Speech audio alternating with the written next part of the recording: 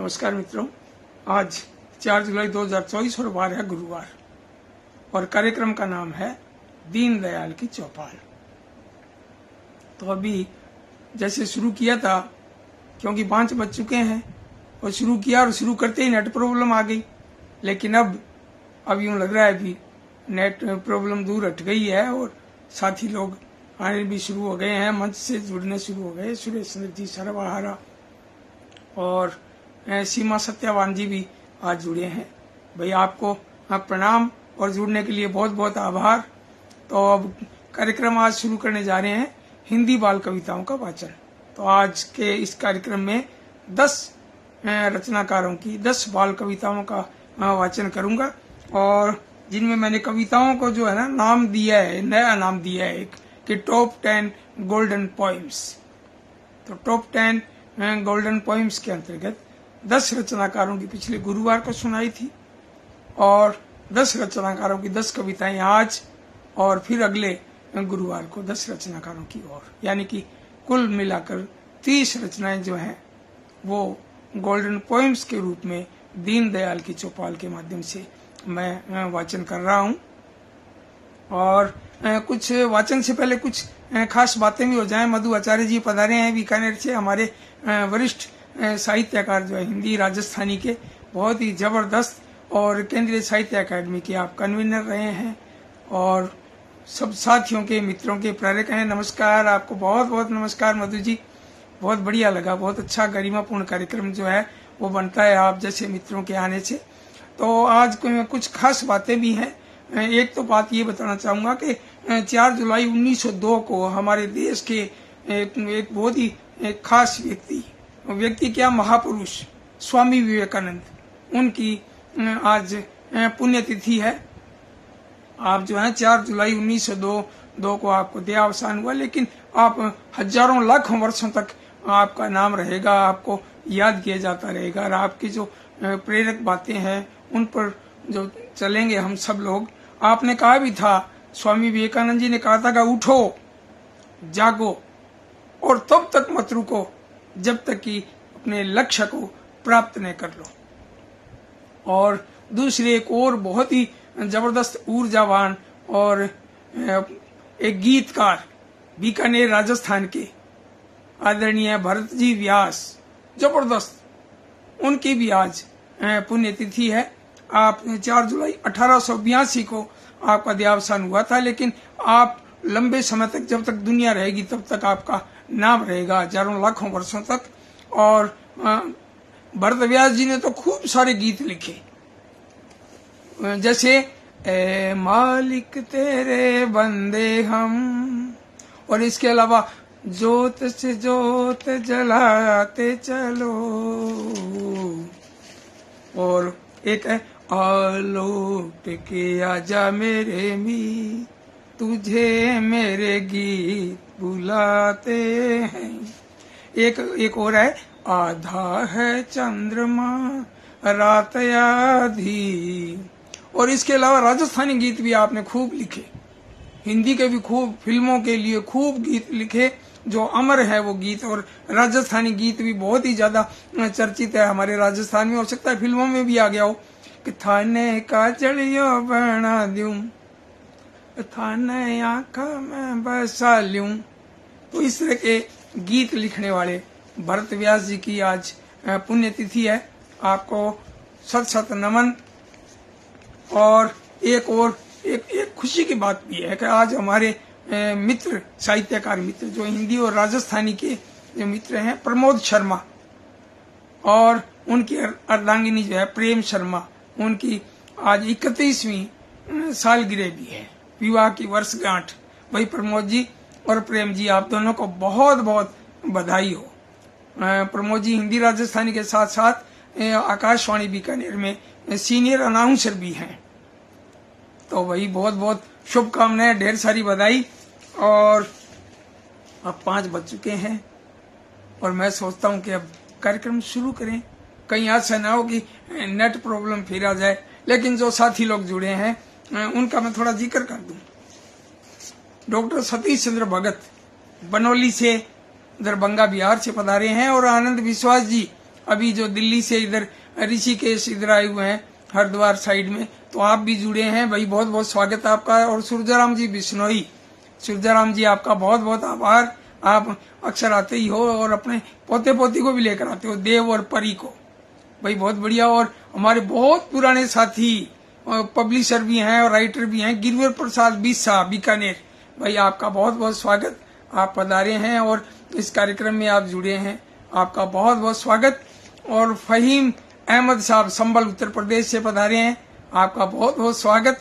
मैं 10 रचनाकारों की जिन रचनाओं का वाचन करने जा रहा हूं उसमें देखो रामेश्वर प्रसाद शर्मा, डॉक्टर आर.पी. सारस्वत सहारनपुर उत्तर प्रदेश से आप पधारी। आप जो जुड़े हैं उन चारों की कविताएं जो है मैं वाचन करूंगा।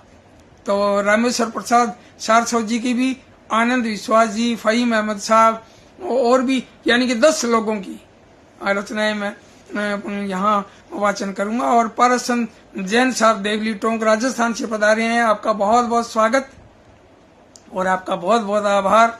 रामेश्वर प्रसाद जी कह रहे हैं और हम भी आ गए, बिल्कुल बिल्कुल स्वागत। और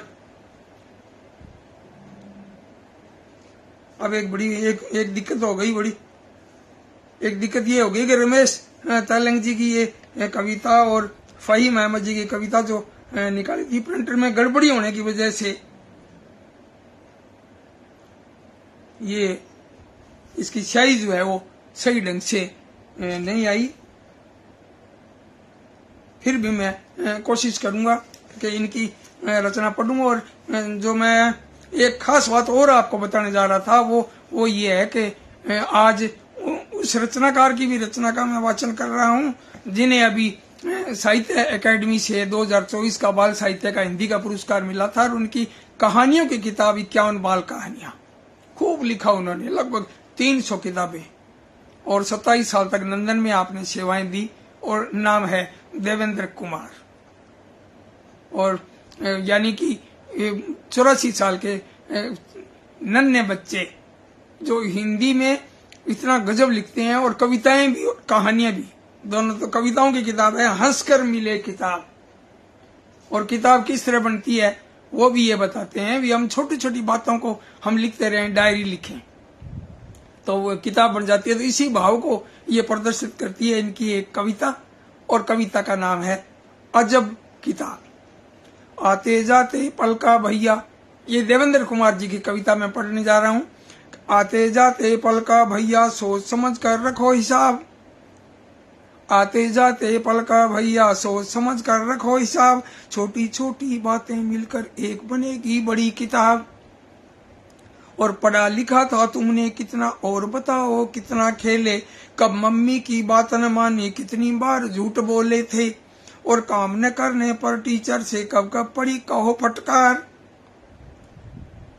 और आते जाते पलका भैया सोच समझ कर रखो हिसाब, छोटी छोटी बातें मिलकर एक बनेगी बड़ी किताब।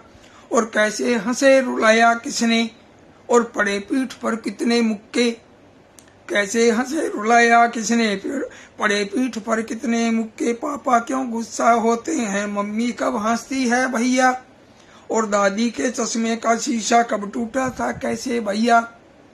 और ऐसी ही कितनी बातें, खट्टी मीठी प्यारी बातें, और याद करोगे तो फिर मिलकर एक बनेगी बड़ी किताब।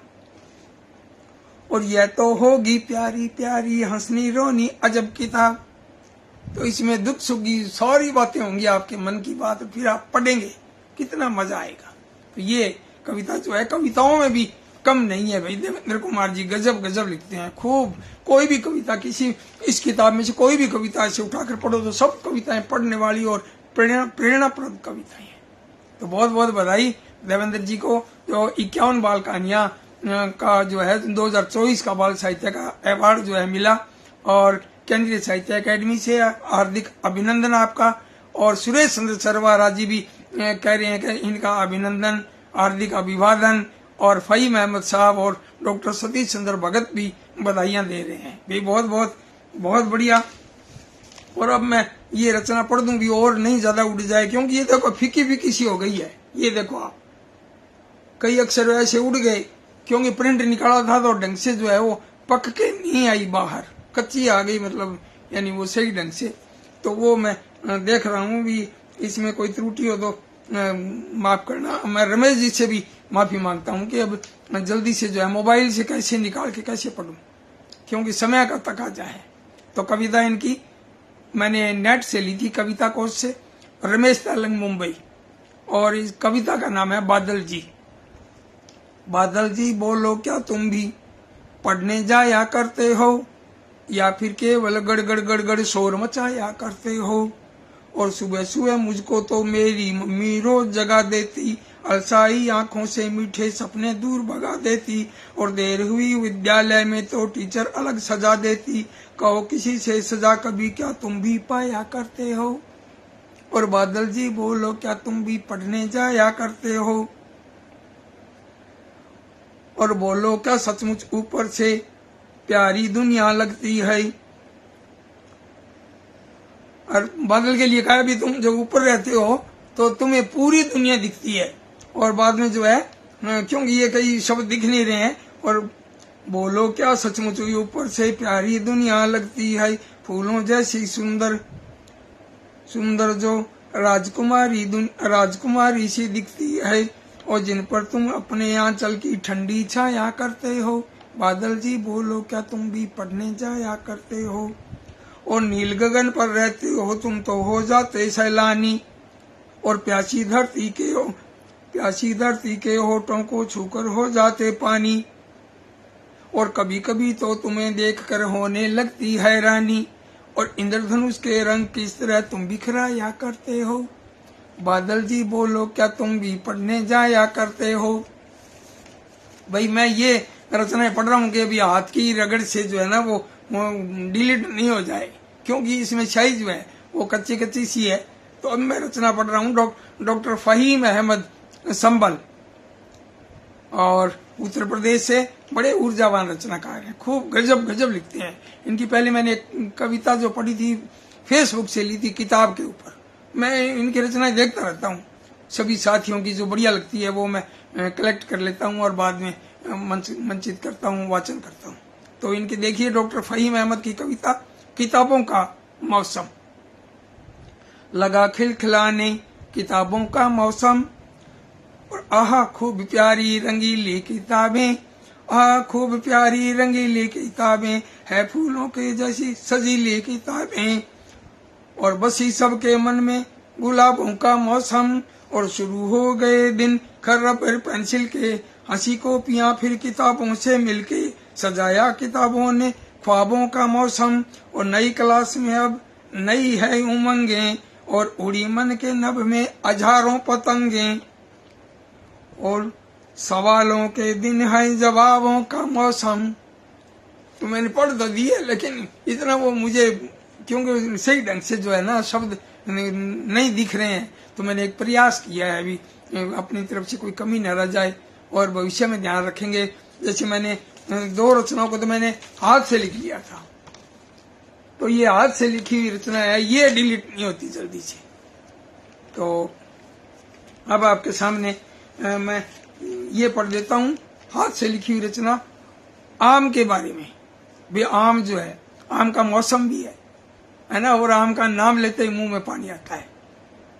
तो आम फलों का राजा होता है। इसके रचनाकार हैं डॉक्टर रूपचंद्र शास्त्री मयंक और खटीमा उत्तराखंड से। खट्टा मीठा ताजा होता आम फलों का राजा होता, गली मोहल्लों और ठेलों में आम बिक रहा है मेलों में। सिंदूरी है कुछ है पीले, और बम्बैया है आम रसीले, कुछ अचार वाले खट्टे हैं भरे हुए जिनसे कट्टे हैं। गर्मी जब कम हो जाती है बारिश की बूंदें आती है, और जब बाहर आम की आती बागों में खुशबू भर जाती। आम सभी को बहुत सुहाते, लोग चूस कर इनको खाते। और माजा फ्रूटी कुल्फी खाओ, चाहे मैंगो शेक बनाओ, सबके मन को भाने वाला, इनका रूप निभाने वाला। भाई बहुत बढ़िया, बहुत सुंदर, आम दिखने लगे हो है ना। आम का मौसम भी है, जहाँ किसी रेडी पर ठेले पर किसी दुकान में खूब सारे अलग अलग आमों की वेराइटीज है। अब आप देखिए स्कूल खुलने की बात है, तो 1 जुलाई को स्कूल खुल गए, और स्कूल पर एक कविता मिली मुझे कि फिर से खुल गए स्कूल। इसके रचनाकार हैं श्याम सुंदर श्रीवास्तव, और लाहौर भिंड मध्य प्रदेश। और ये भी बड़ी जोरदार रचना कि आहा सुनो माँ फिर से अब तो खुल गए सभी स्कूल, आहा सुनो माँ फिर से अब तो खुल गए सभी स्कूल, और माँ मेरी है ड्रेस कहाँ पर ढूंढो बैग किताबें, और टाई बेल्ट कहाँ रखी हैं जूते और जुराबें, और कुछ अच्छा चटपटा बनाकर लंच बॉक्स में रखना, और कैसा बनना जानने को माँ पहले तुम ही चखना, और पढ़ा पढ़ाया था जो कुछ भी और सभी गया हूँ भूल, आ सुनो माँ फिर से अब तो खुल गए सभी स्कूल, और फिर से प्यारे दोस्त मिलेंगे कक्षा पुनः सजेगी, और तरस गए हैं कान वहीं फिर टन टन बेल बजेगी, हर मैडम से फिर कक्षा में पाठ पढ़ेंगे अपना, अभी अधूरा छूट गया था पूर्ण करेंगे सपना, और बंद रहे स्कूल अभी तक उड़ी फील्ड में धूल, आ सुनो माँ फिर से अब तो खुल गए सभी स्कूल, आ सुनो माँ फिर से अब तो खुल गए सभी स्कूल। भाई बहुत बढ़िया श्याम सुंदर श्रीवास्तव जी, आपकी रचनाएं भी मैं फेसबुक पर देखता रहता हूँ, पत्र पत्रिकाओं में भी खूब छपती है, टाबर टोली में भी हम छापते हैं। अब एक रचना मैं आपको सुनाने जा रहा हूँ, वो है पर्यावरण के ऊपर भी हम पौधारोपण करें। और एक मुझे बात याद आ गई, एक गणेश गन्नी जो है मेरे एक फेसबुक मित्र हैं, उन्होंने लिख रखा था अपने फेसबुक पर कि भाई ये जो अच्छी अच्छी किताबें जो है इन पर शोध होता है, तो अब ऐसी किताबों पर भी शोध होनी चाहिए जो अच्छी नहीं है, इतना अनावश्यक कचरे के रूप में छपती हैं, लोग पैसे दे देकर छपवाते रहते हैं। ढंग की रचना छपवाए तो कोई बात नहीं, लेकिन कचरे के रूप में ऐसी रचनाएं भी खूब छपती हैं। और वो कुल्लू हिमाचल प्रदेश से हैं गणेश गन्नी, फेसबुक में आप सर्च करके देख सकते हो, और उनमें पोस्ट शायद अभी आजकल में डली हुई है, और वो मैंने पढ़ा तो मैंने लिखा भी था, लेकिन वो कागज इधर उधर हो गया, लेकिन मैं वो उनके मन की बात बता रहा हूँ भी। इस तरह से जो है उन्होंने लिखा है कि पीएचडी होनी चाहिए ऐसी किताबों पर जो सही नहीं है, जो गलत किताबें, हमें अच्छे के अलावा गलत का भी पता लगना चाहिए, ये सही नहीं है, ये सही नहीं है। तो कितने ऐसे पेड़ कटते हैं, ये बहुत बड़ी बात है। अभी खूब सारे पेड़ कटते हैं, तब जाके ये कागज की लुगदी बनती है, कागज बनते हैं, फिर किताबें छपती हैं, और फिर उसमें आगे और भी लिखा था, फिर उनके अनुवाद भी होते हैं, और फिर उनको खूब सारे, फिर पुरस्कार में भी वो पहले नंबर पर आते हैं। उसमें लिखा हुआ था, एक मीडिया चैनल का नाम लिखा हुआ था कि उसकी तरह पहले नंबर पर भी आ जाते हैं। तो ये बहुत बड़ी विडंबना है। ये एक व्यंग की पोस्ट थी, और वो मैंने आपके सामने रखी है। भी हम जो है ना, मतलब किताब की जल्दबाजी ना करें, किताब छपवाएं तो उसमें 8-10 लोगों को दिखाएं भी, जो जानकार हैं, जो मार्गदर्शन करते हैं, जो इसमें सहयोग करते हैं, संशोधन करते हैं, संपादन करते हैं, उनसे दिखाएं।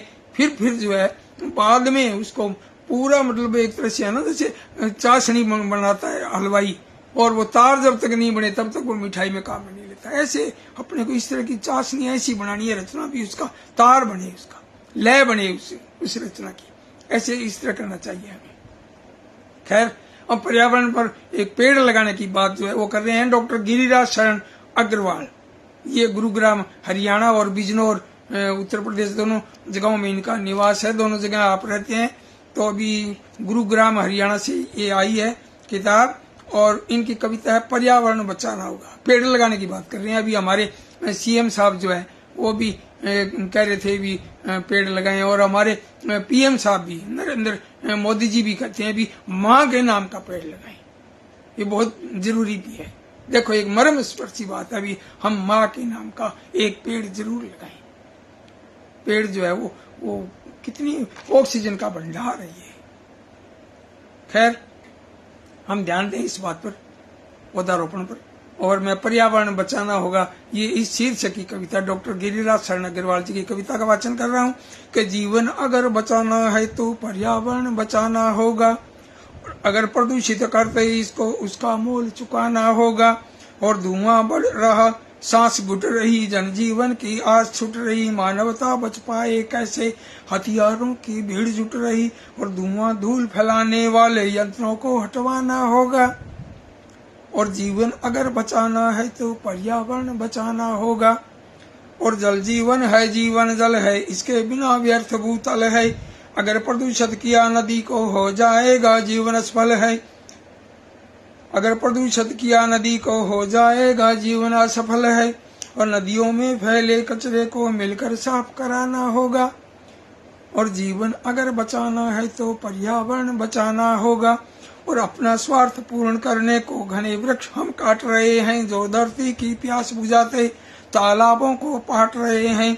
और जल संकट से कभी न जूझे, ऐसा पथ अपनाना होगा। जीवन अगर बचाना है तो पर्यावरण बचाना होगा। और अब मैं रचना पढ़ने जा रहा हूँ एक ऐसे रचनाकार की जो बड़े ऊर्जावान है और बड़े अध्यात्म में रुचि रखते हैं। अभी फिलहाल ऋषिकेश में है, दिल्ली से इधर शांति के लिए वहाँ गए हुए हैं और वहाँ लेखन करते हैं। वो कहते हैं भी वहाँ नेट की प्रॉब्लम है, लेकिन मुझे कोई प्रॉब्लम नहीं है, क्योंकि मुझे तो अपने लोटा लेके और जल स्नान करना है, वहाँ गंगा में हरिद्वार में वहाँ स्नान करना है और अपना लेखन करना है। तो ऐसे रचनाकार जो हैं दिल्ली के हैं, आनंद विश्वास, बड़े मिलनसार, बड़े जो बाल मन के जो व्यक्ति जो हैं, उनसे मैं आ रहा था उधर से अपने तिनसुकिया आसाम से दिल्ली होते हुए, तब मुलाकात हुई थी। भैया आपने अतिथि सत्कार में भी गजब गजब किया, मैं भूला नहीं हूँ। और आनंद विश्वास जी की कविता जो है वो इन्होंने लिखा है मेट्रो ट्रेन के बारे में, मेट्रो के बारे में। तो मेट्रो में मुझे भी 2-4 बार बैठने का सौभाग्य मिला, उसके बारे में बड़ा जबरदस्त लिखा है आपने। तो आप देखिए मेट्रो के बारे में, ये देखो मेट्रो का खेल, इनकी कविता। नीचे मोटर ऊपर रेल, ये देखो मेट्रो का खेल, कभी चले धरती के अंदर और कभी धरती से ऊपर, और कभी कहीं धरती पर चलकर पहुंचाती सबको मंजिल पर।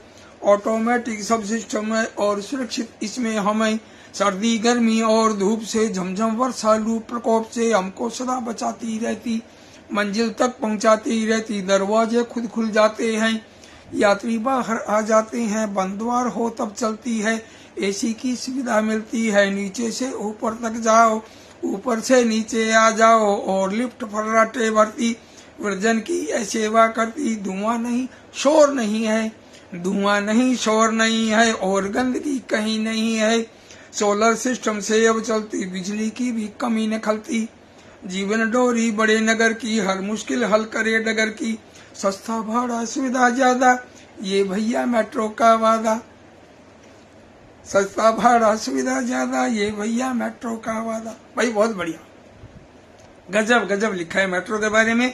और अब जो है वो रचना मैं सुनाने जा रहा हूँ आपको, जून के महीने की रचना। अभी जून गया है, आज 4 जुलाई है, और जून में क्या हालत हुई थी। इस बार तो गजब गजब गर्मी पड़ी, गर्मी तो अभी पड़ रही है हमारे इधर हनुमानगढ़ राजस्थान में। तो अभी बरसात इधर हुई नहीं हनुमानगढ़ में, तो और आस पास चारों तरफ हो गई। हम भी तरस रहे हैं बरसात के लिए। और अब देखिए ये गर्म महीना जून का, और इसके बारे में लिख रहे हैं प्रकाश मनु, फरीदाबाद हरियाणा के दिग्गज रचनाकार, और जिनको ये बाल साहित्य का केंद्रीय साहित्य अकादमी से प्रथम अवार्ड मिला था। एक था ठुनठुनिया, बच्चों का उपन्यास, इनको 2010 में अकादमी ने अवार्ड दिया था। और इनकी कविता देखिए आप कहानी में भी और कविता दोनों में जबरदस्त लेखन है आपका। और ये किताब है प्रकाश मनु की 100 बाल कविताएं, इसमें से मैं रचना पढ़ रहा हूँ। गर्म महीना जून का, गर्म हवाएं धरती अंबर, गर्म महीना जून का। ऐसी गर्मी इतनी गर्मी, हाय हाय हाय कितनी गर्मी, गर्मी गर्मी गर्मी गर्मी, सख्त महीना जरा न नरमी। और ऐसा मौसम रोना छूटा सचमुच अफलातून का। और गर्म हवाएं धरती अंबर, गर्म महीना जून का। और तबीयत कितनी झल्लाई सी, कैसी ये आफत आई सी। और झुलसे सपने झुलसा तन मन, झुलस गया है अपना बचपन। पापा जल्दी चलो बुलाता मौसम देहरादून का। गर्म हवाएं धरती अंबर, गर्म महीना जून का। भाई क्या बात है, गजब। प्रकाश मनु जी कमाल के रचनाकार, बहुत बहुत बधाई आपको। और अब डॉक्टर R.P. सारस्वत, जिनकी रचना जो है बूंदों की चौपाल, ये बहुत बड़ी किताब, इसमें खूब सारे लोग देश भर के चुनिंदा रचनाकारों की चुनिंदा कविताएं और खूब सारे रचनाकारों, इसमें मेरी भी 2 रचनाएं हैं। भाई मैं इसके लिए मैं R.P. सिंह जी का इनका जो है ना आरपी सारस्वत जी का मैं बहुत आभारी हूँ। आरपी सारस्वत जी ने मंगवाई होगी लेकिन मैं भेज नहीं पाया, लेकिन फिर भी इन्होंने 2 कविताएं इधर उधर से मेरी कविता जो है वो ढूंढ के और इसमें प्रकाशित की, और मंच के माध्यम से मैं आपको बहुत बहुत बधाई देता हूँ। इस बार आपने सूर्य पर या चंद्रमा पर कविता मंगाई थी, वो मैंने लिखकर भेज दी है। वो देखते हैं कब तक आता है वो संग्रह। पहले उन्होंने तितली पर भी लिखा है ना, बड़ी किताब आई, चिड़िया पर भी, और ये बूंदों की चौपाल, ये विविध विषयों पर। तो अब जो है इनकी एक कविता देखिए आप, डॉक्टर आरपी सारस्वत, और कविता जो है मेरे पापा सबसे अच्छे। भाई पापा जो है ना वो बच्चों के हीरो होते हैं, बच्चों के, बेटी के भी और बेटे के भी। तो मेरे पापा, कोई बात है मैं पापा को कह दूंगी, कब पापा को कह दूंगा, अब तेरे को पता लगा जब पापा को कहूंगा, है ना। तो पापा उसके लिए हीरो। तो अब देखिए आप कविता, बाल मन की कविता देखिए आप आरपी सारस्वत जी की। मेरे पापा सबसे अच्छे, मेरे संग बन जाते बच्चे, झटपट वो घोड़ा बन जाते और पीठ पर मुझे बिठाते और पूंछ हिलाते, हिन हिन करते, धमाचाव पड़ी भरते फिरते और कुलंचे फिर वे भरते, टप टप टप टप बोला करते, थक कर कहते भूखा घोड़ा मांग रहा है ब्रेड पकौड़ा, और चाय और पकौड़ा लाओ अब घोड़े की भूख मिटाओ, मेरी प्यारी बिटिया रानी प्यासा घोड़ा लाओ पानी। और जल्दी से मैं पानी लाती, अपने हाथों उसे पिलाती, और खाना अपने संग खिलाते और कहानी रोज सुनाते, लोटपोट में हो जाती हूँ और थक कर फिर मैं सो जाती हूँ, लोटपोट में हो जाती हूँ थक कर फिर मैं सो जाती हूँ। ये बहुत गजब, मेरे पापा सबसे अच्छे, बहुत बढ़िया। रामेश्वर प्रसाद जी को बहुत बहुत बधाई। और अब हमारे बीकानेर राजस्थान की एक ऊर्जावान कथाकार और कवित्री, विभिन्न विषयों पर लिखने वाली बड़ी ऊर्जावान रचनाकार, और इनका नाम है इंजीनियर आशा शर्मा। तो इंजीनियर आशा शर्मा की एक जो कविता मैं सुनने जा रहा हूँ वो स्कूल के ऊपर है। अभी स्कूल खुल गए और इन भावों को लेते हुए कविता देखिए आप। ठंडी रबड़ी बर्फ मलाई, आइसक्रीम मजे से खाई, सूरज चाचू भी मुस्काए जब गर्मी की वाट लगाई, और आंख मिचोली छुपम छुपाई, कैरम लूडो आइस पाई, धमाचो कड़ी सैर सपाटा हुल्लड़ मस्ती हाथा पाई, और 1.5 महीने मौज मनाई, गया जून आ गई जुलाई। बिल्कुल बिल्कुल बहुत बढ़िया। 1.5 महीने मौज मनाई, गया जून आ गई जुलाई, कॉपी पेन किताबें ले लो, स्कूल खुले अब करो पढ़ाई, और बैग खरीदा ड्रेस सिलाई, बैग खरीदा ड्रेस सिलाई, जूते मोजे बोतल टाई, बेल्ट बांध स्कूल चले तो फूट पड़ी नादान रुलाई। कितनी बढ़िया बात है। देखो स्कूल जाते हैं तो थोड़ी तकलीफ होती है, 1.5 महीने मौज मारी है। और बहुत सुंदर कविता लिखी है इंजीनियर आशा शर्मा ने, और आप खूब लिखते हैं आप। चित्रेलिया नाम से इनकी पहेलियां भी और कहानियां भी है ना, और तरह तरह के नाम देती हैं आप। बहुत बढ़िया, बहुत अच्छा लगता है। जो साथी लोग जुड़े हैं जिन्होंने प्रतिक्रिया दी है, इनका मैं बहुत बहुत आभार व्यक्त करता हूँ। फहीम अहमद साहब कह रहे हैं सारस्वत जी की रचना बहुत सुंदर, और हरीश सेठी झिलमिल सिरसा से कह रहे हैं मेरे पापा बहुत सुंदर, बधाई डॉक्टर सारस्वत जी को। और सतीश चंद्र भगत आप कह रहे हैं डॉक्टर आरपी सारस्वत जी की रचना मेरे पापा, बाल मन की खूबसूरती के लिए अच्छी कविता, बधाई बहुत बहुत। और खुद रामेश्वर प्रसाद जी कह रहे हैं धन्यवाद जी भाई साहब। और हुंदराज बलवानी गुजरात से कह रहे हैं बहुत सुंदर, बहुत बढ़िया। शशिकांत मिश्र शशि आप खीरी लखीमपुर से कह रहे हैं सभी रचनाएं मनमोहक, शिक्षा प्रदाय, आपका प्रस्तुतिकरण उनमें 4 चांद लगा देता है। भाई धन्यवाद आपका शशिकांत जी। और डॉक्टर सतीश चंद्र भगत अपनी अलग से और टिप्पणी कर रहे हैं कि पर्यावरण बचाना होगा, जीवन यदि बचाना है। तो बहुत सुंदर, बहुत बढ़िया। डॉक्टर गिरिराज शरण अग्रवाल जी की कविता। और शशिकांत मिश्र जी कह रहे हैं कि वन महोत्सव पखवाड़ा भी चल रहा है, क्या बात है। सोने में सुहागा, अपनी बात जो है वो और ज्यादा बढ़िया हो गया। और सतीश चंद्र जी कह रहे हैं वाह, शोध हो, जो गलत किताबों पर शोध के लिए कह रहे हैं क्यों नहीं, होना भी चाहिए, है ना, बहुत बढ़िया बात। वो गणेश जो गन्नी जो है उनकी टिप्पणी वास्तव में मैंने पढ़ी तो बड़ा लगा भी, है बहुत सही बात कही है। और रामेश्वर प्रसाद जी कह रहे हैं आम ही आम। और फहीम अहमद साहब कह रहे हैं आपका हार्दिक आभार रचना वाचन के लिए। भाई अगली बार मैं थोड़ा और लिख के पढ़ लूंगा या ढंग से प्रिंट निकाल के फिर पढ़ेंगे, है ना। ये इस बार जो है थोड़ा सा यूं लगा मुझे खुद को इतनी संतुष्टि नहीं हुई। है ना। शशिकांत मिश्र जी कह रहे हैं बहुत सुंदर रचनाएं, बहुत बहुत बधाई दे रहे हैं सभी साथी लोग। और सारस्वत जी को बधाई दे रहे हैं, उंदराज जी और आशा जी को भी बधाई दे रहे हैं इनकी कविता के लिए। स्कूल चले, इनकी कविता बड़ी प्यारी कविता है ना, बहुत बढ़िया। और फिर भी मैं देखता हूँ कि ये नाम पढ़ने के बाद में भी कई बार नाम रह जाते हैं। गौरव योगी, क्या बात है, ये हमारे योगीराज योगी जी के लाडेसर हैं। गौरव योगी भाई, बहुत बहुत आभार, आप इस कार्यक्रम में जुड़े, बहुत अच्छा लगा। योगीराज योगी जी भी जुड़े हुए हैं और बादल पर सुंदर रचना के लिए बधाई दे रहे हैं। योगीराज जी को बहुत बहुत बधाई, आप भी बड़े ऊर्जावान रचनाकार हैं। कोटा से योगीराज योगी, आपने मुझे आमंत्रित भी किया था अपनी एक किताब के लोकार्पण के लिए।